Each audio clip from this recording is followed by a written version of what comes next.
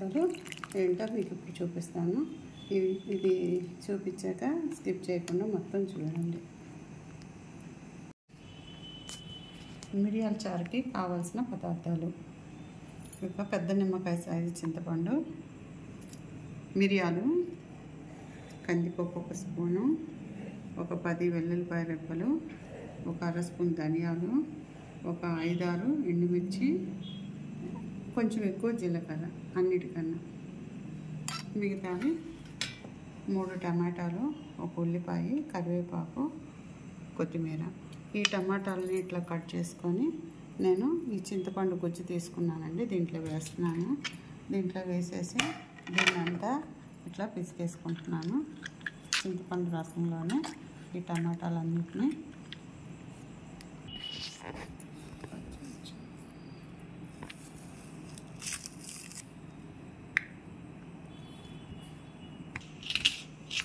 ఉల్లిపాయలని ఈ విధంగా చేసుకొని ఈ చింతపండు గుజ్జులోనే వేసుకోవాలండి.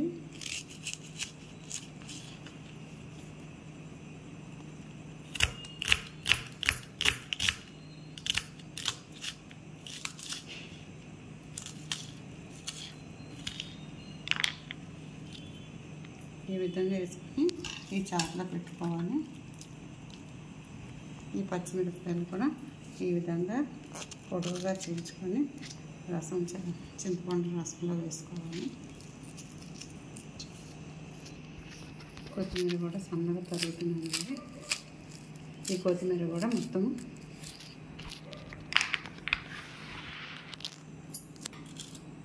ఈ చింతపండు గుజ్జులో వేసేసాను.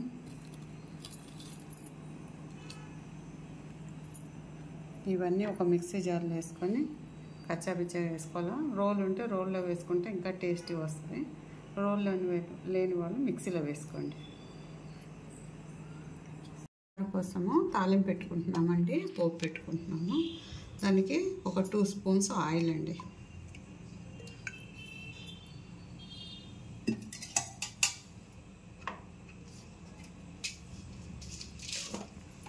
ఆయిల్ హీట్ అవ్వగానే కొంచెం తాలింపు దినుసులు,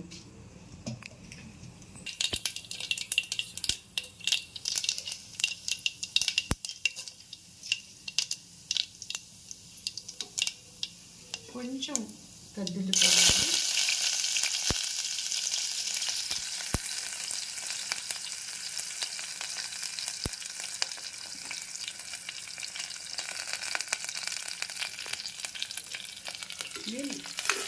వేగాక స్టవ్ సిమ్లో పెట్టుకొని మంట తక్కువగా పెట్టుకొని మనము ఇందాక తీసుకున్న దినుసులు ఉన్నాయి కదా, జీలకర్ర, కందిపప్పు, మిరియాలు, ఇవన్నీ మనం మిక్సీ వేసుకున్నాము. ఆ పౌడర్ని తాలింపులో వేసుకోవాలి. లైట్గా వేయించుకోవాలి, మాడకుండా తక్కువ మంట మీద. ఇవన్నీ పచ్చివే తీసుకున్నాం కాబట్టి ఈ ఆయిల్లో వేగితే మంచి ఫ్లేవర్ వస్తుంది. చారు కూడా టేస్టీగా ఉంటుంది.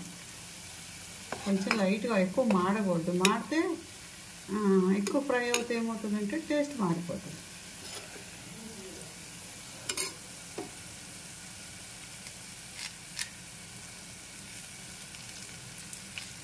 కరివేపాకు కూడా వేసుకోవాలి దాంట్లో. ఈ విధంగా దీన్ని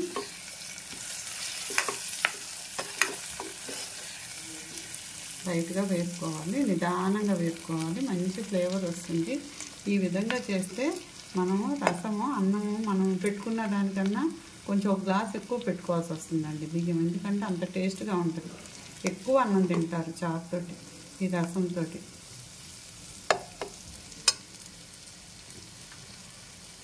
దీంట్లోనే కొంచెం పసుపు కూడా వేపాలి.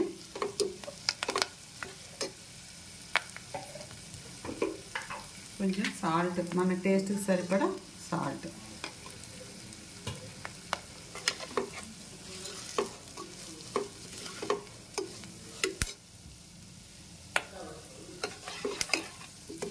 ఈ విధంగా బాగా వేగాక మనము ఈ చింతపండు రసంలోనే టమాటాలు, అన్ని కొత్తిమీర, పచ్చిమిరపకాయలు, ఉల్లిపాయలు వేసుకుని దీంట్లో పోసేసుకోవాలి.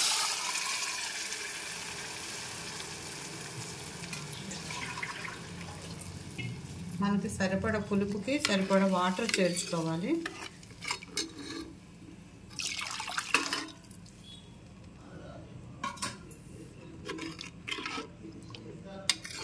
ఈ విధంగా వాటర్ పోసుకొని మనం పులుపు ఒకసారి టేస్ట్ చూసుకోవాలండి. కొద్దిగా ఈ విధంగా వేసుకొని, కొంచెం పుల్లగా ఉందండి, మనం పులుపు కొంచెం ఎక్కువగానే తింటాము, మీరు అది చూసుకొని దాంట్లో వాటర్ కలుపుకోండి. ఇది కొంచెం తెరలాలండి చారు, ఎందుకంటే పులుసు పచ్చిదే కాబట్టి వాటర్ కూడా చేర్చుకున్నాం కాబట్టి ఇది కొంచెం బాగా 2 పొంగులు వచ్చాక మనం ఆపేసుకోవాలి. దీంట్లో ఇష్టమైతే ఇంగువ కూడా వేసుకోవచ్చండి.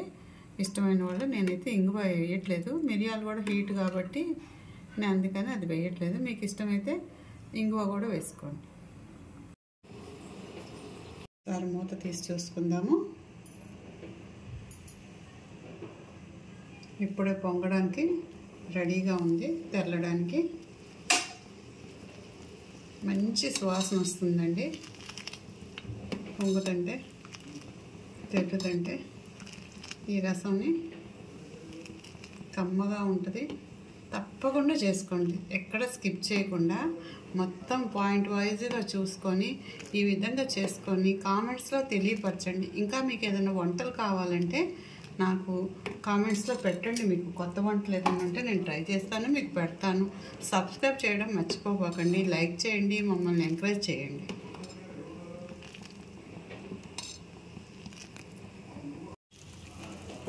తెరుతుందండి, అయిపోయింది ఇక రసము. ఇక మనం ఆపేసుకోవడమే. ఎక్కువ తెరిలినా కానీ కాటు వాసన వస్తుందండి రసము. ఒక పొంగు 2 పొంగులు చాలు.